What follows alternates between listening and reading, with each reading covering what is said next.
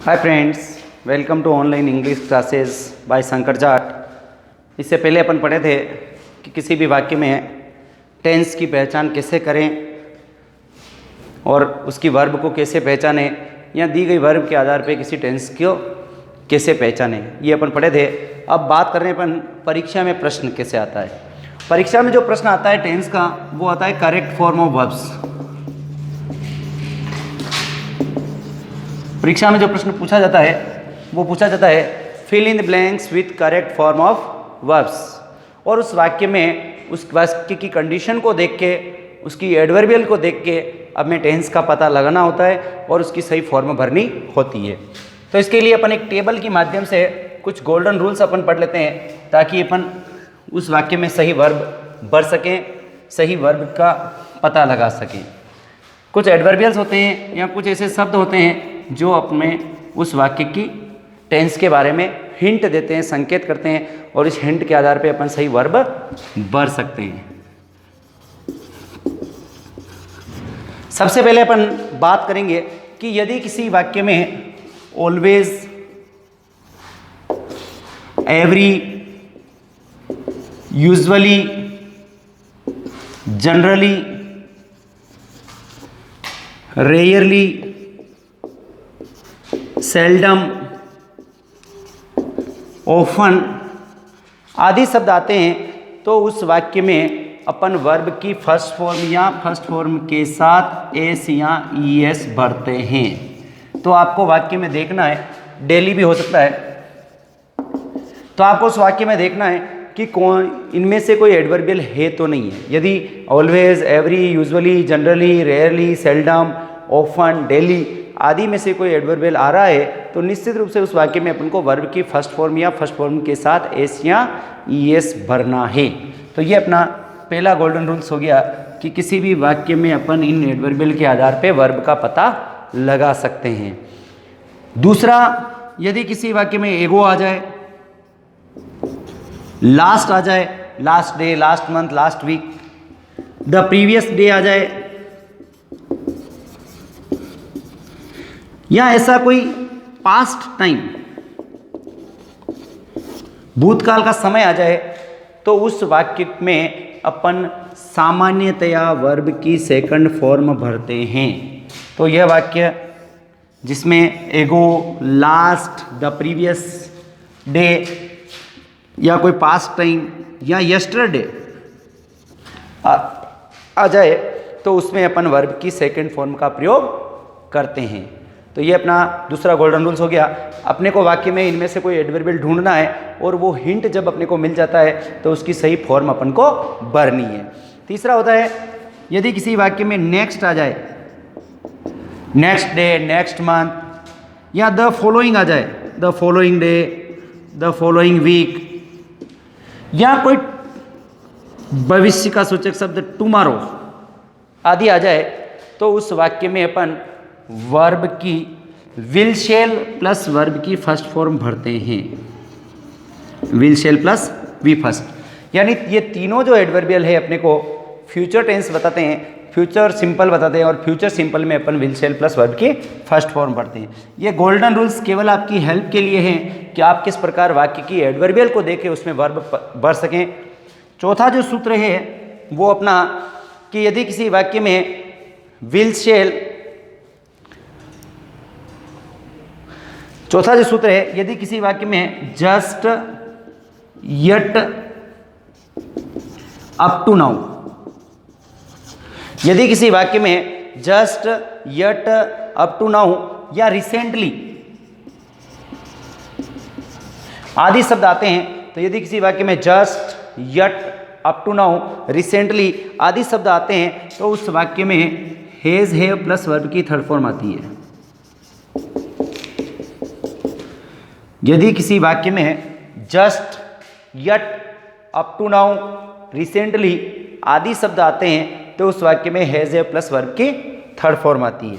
इसी से मिलता जुलता है कि यदि किसी वाक्य में ऑलरेडी आ जाए तो ऑलरेडी जो है प्रेजेंट परफेक्ट और पास्ट परफेक्ट दोनों में आता है, तो उसमें हैज, हैव या हैड तीनों में से कोई भी आ सकता है और वर्ब की थर्ड फॉर्म आती है। तो आपको ध्यान रखना है, जस्ट, येट या अप टू नाउ या रिसेंटली आ रहा है तो हैज़ हैव और थर्ड फॉर्म आएगी, लेकिन यदि ऑलरेडी आ रहा है तो हैज़ हैव भी आ सकता है और हैड भी आ सकता है।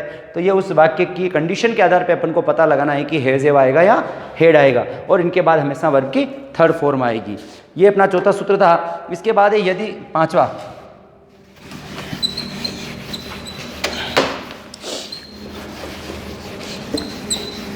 ये गोल्डन रूल्स है, इनकी सहायता से आप किसी वाक्य में टेंस का पता लग सकते हैं और उसकी सही फॉर्म उस वाक्य में भर सकते हैं। यदि किसी वाक्य में आफ्टर या बिफोर आए, आफ्टर या बिफोर, चाहे आफ्टर आ सकता है चाहे बिफोर आ सकता है, तो ऐसे जो वाक्य होते हैं वो कंडीशनल सेंटेंस होते हैं और उसमें आफ्टर या बिफोर से दो एक्शन जुड़े हुए होते हैं। एक एक्शन भूतकाल में हुआ है और एक एक्शन, दूसरा एक्शन भी भूतकाल में हुआ है, लेकिन दोनों एक्शन के दोनों कार्य में होने में बहुत कम समय का अंतर होता है। तो ऐसे कार्य को बताने के लिए अपन आफ्टर और बिफोर का प्रयोग करते हैं। तो जब भी दो वाक्य आफ्टर या बिफोर से जुड़े हुए हो तो एक वाक्य में वर्ब की सेकंड फॉर्म आती है और दूसरे वाक्य में हेड प्लस वर्ब की थर्ड फॉर्म आती है। आपको याद रखना है कि यदि कोई वाक्य आफ्टर या बिफोर से जुड़ा हुआ है तो उसमें एक तरफ वर्ब की सेकंड फॉर्म आएगी, दूसरी तरफ हेड प्लस वर्ब की थर्ड फॉर्म आएगी। अगर मान लो हेड प्लस वर्ब की थर्ड फॉर्म दे रखी है उसने, तो वर्ब की सेकंड फॉर्म अपन को भरनी है, और वर्ब की सेकंड फॉर्म उसने दे रखी है तो हेड प्लस वर्ब की थर्ड फॉर्म अपन को भरनी है। तो ये आपको ध्यान रखना है। और अगला सूत्र है छठा, यदि किसी वाक्य में फॉर आए, सिंस आए या ऑल आए और उसके बाद कोई टाइम आए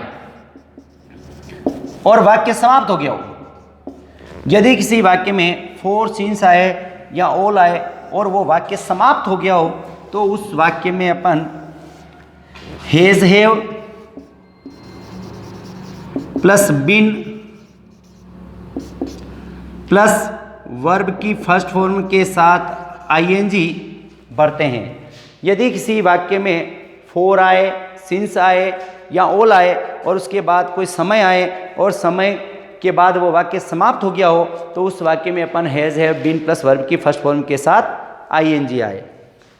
अगला सूत्र, यदि किसी वाक्य में फॉर, सिंस और ऑल तो आई ही है, उसके बाद टाइम भी आया है, लेकिन आगे दूसरा वाक्य आ गया है और उस दूसरे वाक्य में वर्ब की सेकंड फॉर्म आ गई है। ध्यान देना, यहाँ फॉर, सिंस, ऑल और टाइम आए और वाक्य समाप्त हो जाए तो हैज हैव बीन और आईएनजी आएगा, लेकिन फॉर, सिंस और ऑल आए और उसके बाद टाइम आया और उसी के साथ दूसरा वाक्य भी आ गया है जिसमें वर्ब की सेकंड फॉर्म आ रही है, तो उसमें हैड बीन प्लस वर्ब की फर्स्ट फॉर्म के साथ आईएनजी आएगा। तो ये अपने को ध्यान देना है। अगर फॉर, सिंस, ऑल के बाद टाइम आ रहा है तो वो प्रेजेंट परफेक्ट कंटिन्यूअस है, हैज हैव बीन और आईएनजी आ जाएगा, लेकिन फॉर, सिंस, ऑल के बाद टाइम भी आ रहा है और दूसरा वाक्य आ रहा है जिसमें सेकंड फॉर्म आ रही है तो वो पास्ट टेंस की द्योतक है और उसमें हैड बीन प्लस वर्ब की फर्स्ट फॉर्म के साथ आईएनजी आएगा। अगला सूत्र है अपना, यदि किसी वाक्य में कोई मॉडल आ जाए, यदि किसी वाक्य में मॉडल आ जाए, will, shall, would, should, can, may, must, इस प्रकार के कोई मॉडल आ जाए तो उस वाक्य में हमेशा वर्ब की फर्स्ट फॉर्म आएगी। यानी मॉडल के बाद अगर आपका रिक्त स्थान है तो उसमें आपको वर्ब की फर्स्ट फॉर्म भरनी है। ये गोल्डन रूल्स है, आप इजीली इनको एडवर्बियल का पता लगा के उस वाक्य में सही वर्ब भर सकते हैं। यदि किसी वाक्य में वाइल या एज आ जाए, वाइल या एज, यदि किसी वाक्य में वाइल या एज आ जाए तो उस वाक्य में कंटिन्यूस टेंस आता है और कंटिन्यूस टेंस में उस टेंस के कंडीशन के आधार पे अपन को देखना है कि अगर वो प्रेजेंट का है तो इज एम आर आएगा और पास्ट का है तो वाज वर आएगा और वर्ब की फर्स्ट फॉर्म के साथ आईएनजी आएगा। तो यदि किसी वाक्य में वाइल और एज आ जाए तो उस वाक्य की आपको कंडीशन देखनी है। अगर वो प्रेजेंट की कंडीशन बता रहा है तो इज एम आर और आईएनजी लिखना है और पास्ट की कंडीशन बता रहा है तो वाज वर और आईएनजी लिखना है। एक बहुत इंपॉर्टेंट सूत्र है जिसके ऊपर परीक्षा में प्रश्न बनते ही है कि यदि किसी वाक्य में हेड बेटर आए, बहुत अच्छा प्रश्न बनता है इसके ऊपर, यदि किसी वाक्य में हेड बेटर आए तो हेड बेटर के बाद हमेशा वर्ब की फर्स्ट फॉर्म आती है। ये भी आपको ध्यान रखना है कि यदि किसी वाक्य में हेड बेटर आए तो हेड बेटर के बाद हमेशा वर्ब की फर्स्ट फॉर्म आती है। तो इन एडवर्बियल के आधार पे अपन किसी भी वाक्य में वर्ब का पता लगा सकते हैं। ये गोल्डन रूल्स है, ये आपके समझने के लिए यहाँ आसानी से समझने के लिए आपकी मदद करेंगे कि किस प्रकार अपन एडवर्बियल को देख के उस वाक्य में वर्ब का पता लगा लें। अगला है कि यदि किसी वाक्य में नाउ, अभी, now I am teaching, now he is going, इस प्रकार के नाउ, या जैसे लिसन और उसके बाद एक्सक्लेमेटरी साइन, स्पीक और एक्सक्लेमेटरी साइन। तो इस प्रकार के जो वाक्य होते हैं या इस प्रकार के वाक्य जिसमें आपको कंटिन्यू आपके सामने कोई एक्शन हो रहा है और उस एक्शन के लिए इंडिकेट किया गया है, तो उस वाक्य में आपका इज एम आर और आई एन जी आएगा। Is am are plus verb की फर्स्ट फॉर्म के साथ आई एन जी। जैसे look he is running, listen someone is crying. तो इस प्रकार के जो सेंटेंस होंगे उसमें आपके इज एम आर और आई एन जी यानी प्रेजेंट कंटिन्यूअस टेंस की वर्ब आपके आएगी।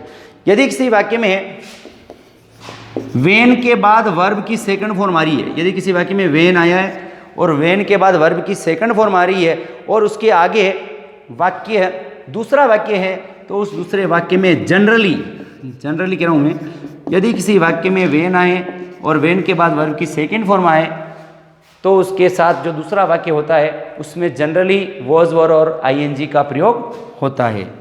तो इन एडवर्बियल की सहायता से अपन किसी भी वाक्य में सही वर्ब भर सकते हैं। इसके बाद जो लास्ट इंपॉर्टेंट इसका क्लू है वो होते हैं इंपेरेटिव सेंटेंस, जिनके ऊपर परीक्षा में लगभग प्रश्न बनते हैं, और इन इंपेरेटिव सेंटेंस की पहचान और उसके आधार पर अपन उसमें सही वर्ब भर सकते हैं। तो इंपेरेटिव सेंटेंसेस में अपन वर्ब की हमेशा वर्ब की फर्स्ट फॉर्म आती है, तो उसकी पहचान कैसे करें? तो यदि किसी वाक्य के प्रारंभ में रिक्त स्थान है, वाक्य के प्रारंभ में रिक्त स्थान है और वो इंपेरेटिव सेंटेंस है, तो उस वाक्य में वर्ब की फर्स्ट फॉर्म आएगी। यदि किसी वाक्य के शुरुआत में ही रिक्त स्थान है और वो वाक्य आपका आज्ञार्थक वाक्य इंपेरेटिव सेंटेंस है, तो उसमें वर्ब की फर्स्ट फॉर्म आएगी। यदि किसी वाक्य में प्लीज या काइंडली आ रहा है, प्लीज या काइंडली, और उसके बाद आपका रिक्त स्थान है, तो उस वाक्य में भी हमेशा वर्ब की फर्स्ट फॉर्म आएगी। यदि कोई वाक्य लेट से चालू हो रहा है, तो उस वाक्य में भी आपके वर्ब की फर्स्ट फॉर्म आएंगी। Let us go outside, please give me your pen, open the door, वाक्य के पहले रिक्त स्थान ओपन द डोर। तो इस प्रकार के जो सेंटेंस होते हैं वो इंपेरेटिव सेंटेंस कहलाते हैं और उसमें वर्ब की फर्स्ट फॉर्म आती है। यदि किसी वाक्य डू या डू नॉट से प्रारंभ हो रहा है, तो उस वाक्य में भी आपकी वर्ब की फर्स्ट फॉर्म आएगी। तो इस प्रकार इंपेरेटिव सेंटेंस में अपन वर्ब की फर्स्ट फॉर्म का प्रयोग कर सकते हैं। तो इसके माध्यम से अपन गोल्डन रूल्स के माध्यम से अपन प्रश्न को हल कर सकते हैं कि किस प्रकार अपना परीक्षा में प्रश्न आएगा और अपन उसको कैसे हल करेंगे। मैं कुछ उदाहरण आपके सामने बता रहा हूँ ताकि आप सीख सकें कि परीक्षा में अपन प्रश्न कैसे हल करें। मैं जो उदाहरण ले रहा हूँ वो माध्यमिक शिक्षा बोर्ड की सेकेंडरी परीक्षा में आए हुए क्वेश्चन हैं और उसमें किस प्रकार आपको संकेत के माध्यम से अपन उस प्रश्न को हल कर सकते हैं, ये अपन समझ रहे हैं। तो पहला प्रश्न है मेरा, प्लीज रिक्त स्थान इन ए क्यू, और इसने वर्ब दे रखी आपकी स्टैंड। अब इसमें आपको टेंस का एडवर्बियल अगर आप ढूंढेंगे तो एडवर्बियल ढूंढने के बाद आप इसमें आराम से वर्ब भर देंगे। आप देखिए इसमें कोई एडवर्बियल दिया गया है, अपन पढ़े हैं प्लीज, अभी लास्ट में पढ़े थे प्लीज। तो यदि किसी वाक्य में इंपेरेटिव सेंटेंस है और प्लीज या काइंडली आ रहा है, तो उस वाक्य में वर्ब की फर्स्ट फॉर्म आती है। इसका मतलब इस वाक्य में वर्ब की फर्स्ट फॉर्म आएगी और हमेशा अपने को ध्यान रखना है कि वहाँ जो वर्ब दी गई होती है कोष्ठक में वो वर्ब की फर्स्ट फॉर्म ही होती है। इसलिए यहाँ अपन वर्ब भरेंगे first form stand, please stand in A Q. और उदाहरण ले लेते हैं अपन, और एग्जाम्पल है अपने पास, वी रिक्त स्थान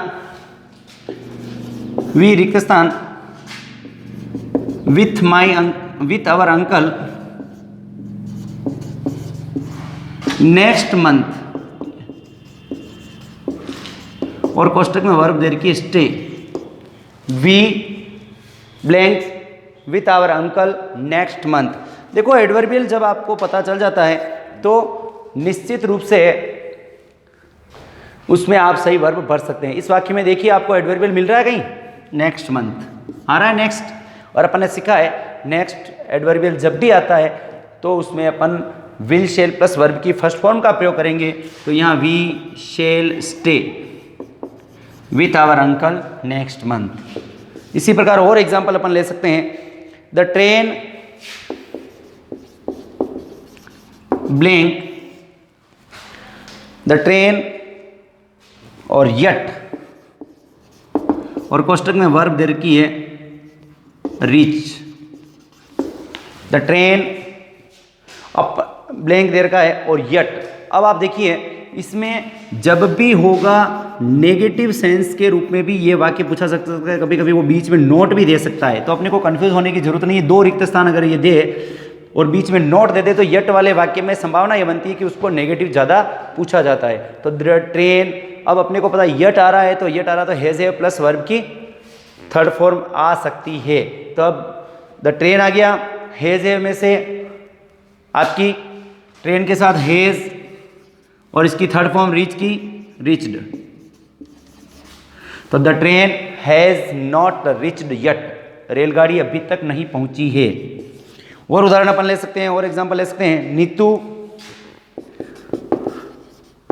रिक्त स्थान ए सॉन्ग नाउ और कोष्टक में वर्ब दे रखी है आपकी सिंग। आप देखिए इसमें कोई न कोई एडवर्बियल आपको दिया गया है जिसके आधार पे आप टेंस का पता लगा सकते हैं, एडवर्बियल के आधार पे आपकी वर्ब क्या आएगी वो पता लगा सकते हैं। इस वाक्य को अपन ध्यान से पढ़ें तो ये शब्द अपने को दिख रहा है एडवर्बियल नाउ, और अपन ने सीखा है now, at this time, look, listen.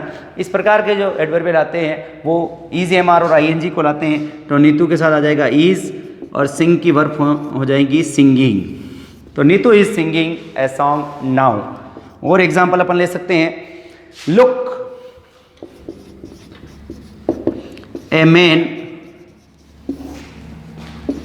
After a बस और कोष्टक में आपकी वर्ब दी गई है रन। अब इसमें आप देखिए एडवर्बियल सीधा मिल रहा है लुक, ये शब्द अपने को संकेत कर रहा है लुक देखो, इसका मतलब कोई एक्शन अपने सामने हो रहा है।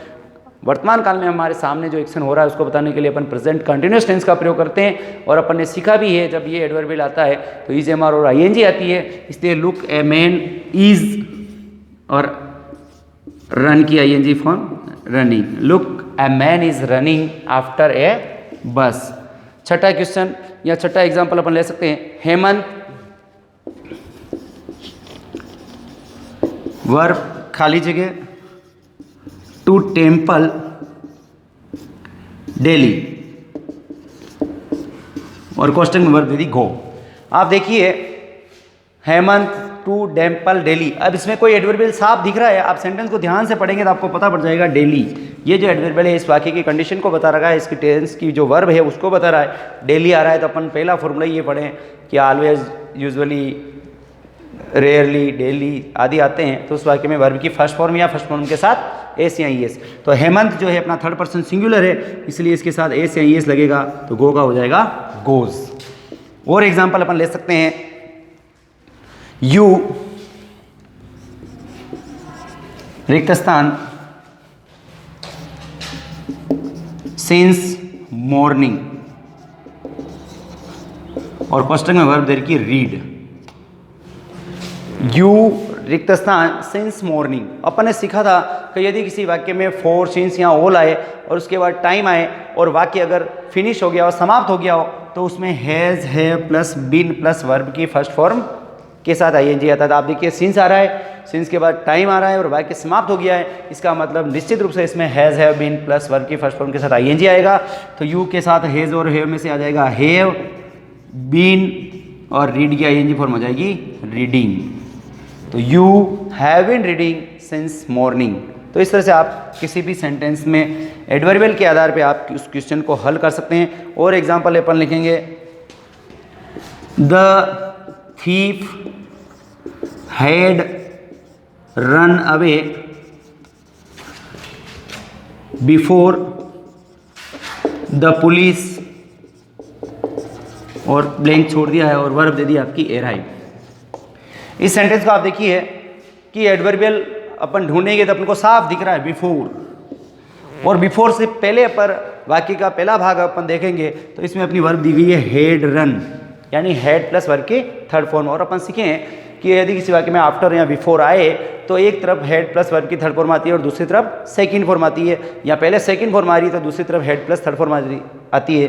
तो यहाँ हेड प्लस थर्ड फॉर्म आ रही है तो निश्चित रूप से दूसरी तरफ सेकंड फॉर्म आएगी, तो हो जाएगा इसका अराइव का अराइव्ड। तो इस तरह से अपन किसी भी सेंटेंस को आराम से हल कर सकते हैं।